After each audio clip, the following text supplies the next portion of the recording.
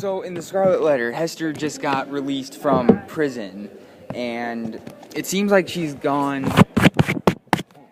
It seems like she's gone.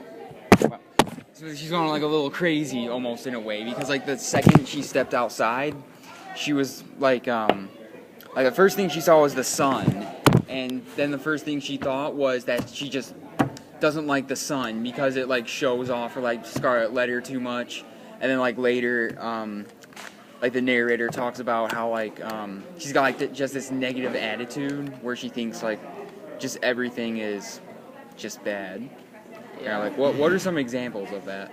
Well, later it begins to the book begins to talk about Pearl, who is Hester's daughter, and kind of revealing like what she's like, and she's described as being very beautiful for like a young child, and her mom, how she makes a living is like making like these really fancy like embroidery stuff like that, and she makes Pearl like really nice clothes.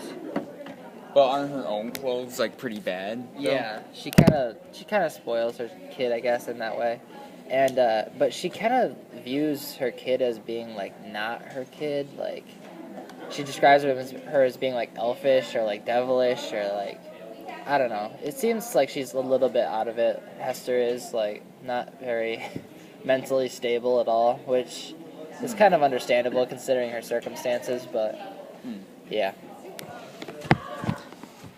Yeah, so what do you guys think of just like Hester's like just kind of just like her whole situation right now? Does it seem fair, like kind of what she's going through for what she's done? Or just like cheating on her husband or whatever? Yeah. It does? Yeah. I wouldn't say it. Oh, I'm just wondering. Like, is it too harsh or anything like that? No, they're not even treating her bad. She's making it seem worse than what it really is. I can agree with that. And like the fact that like she won't give up her husband's name, so like she's the only one that has the letter A on her bosom or whatever, but yet she won't give up her husband's name, so her husband, or not her husband, but the guy she cheated on her husband with won't give up the name or whatever, so like it's kind of like it's her own punishment, not anybody else's, which I think is ridiculous too. Mm-hmm.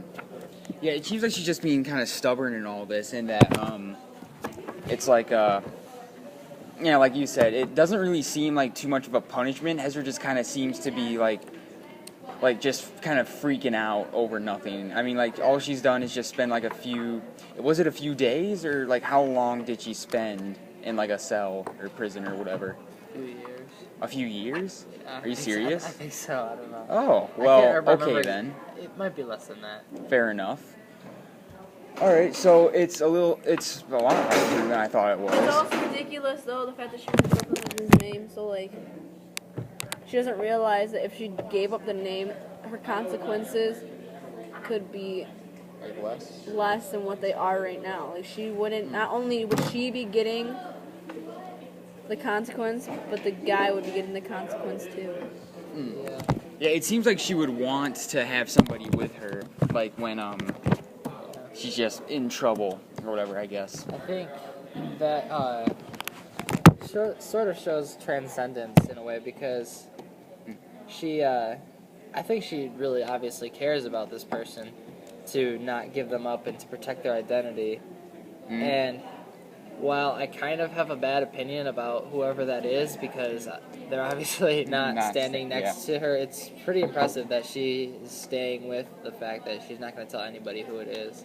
Like, even when she had like a very secret conversation with Roger Chillingworth, and it wasn't, he basically gave his word that he wouldn't tell anybody. He just kind of wanted to know, which I don't know if that was true or not, but even so, she was very resolute in not giving up whoever it was. Yeah, she's done a pretty good job of just like, even if it's like kind of the wrong idea, overall she's done a really good job of just keeping with her morals and just like what she believes in and stuff like that. I just wonder how long she can hold that up for, though. Yeah. I'm a little bit ahead of where some of you guys are, more like towards page 80s or so, and she's going to the governor's house to try to keep custody of her daughter, and she sees Chillingworth there, and he acts really weird. He acts like Is something better read than just like explained? yeah, All right, it's kind of we'll hard to leave it at explain, that, but then. he acts very strange. All right. All right then. So that's Scarlet Letter.